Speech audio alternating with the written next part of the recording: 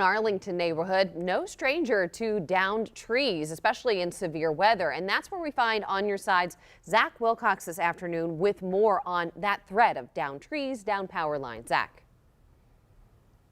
Yeah, so we're off of Casimir Drive here right near the Arlington Expressway, where we had a crew here during Hurricane Idalia back in August, and a tree came down in this neighborhood, landed on a house, broke a car window, so we figured we'd check back in. We talked with some neighbors who were a little concerned about this area here with some older trees.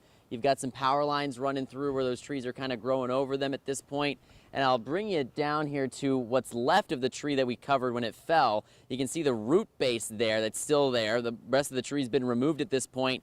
But the house that it fell on, they've had a tarp on top ever since Idalia. They've brought out an adjuster. They're hoping to get through that process here shortly. Talk with the owner there.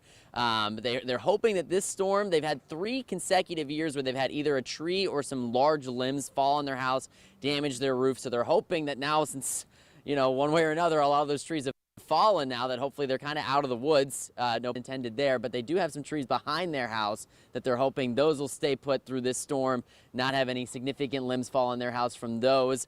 And then I did want to show you here right across the street, you got some folks who acted ahead of time here, and they have this tree that's been they've taken down here, cut up. They had some crews out to work on that, so that way hopefully that tree won't cause them any problems during this storm. We also talked with a neighbor up the street, can't really see it from here, but he mentioned that he had JEA come out. He had a dead limb that was hanging on some of the power lines. JEA came out a couple of months ago, removed that, so he's feeling like he should be pretty comfortable through this storm. So a lot of people acting ahead of time here, trying to get prepared for any kind of weather like this when it rolls in. But for right now, we'll wrap up here and kind of keep an eye on this area through the storm here. But we're in Arlington. Zach Wilcox, First Coast News, on your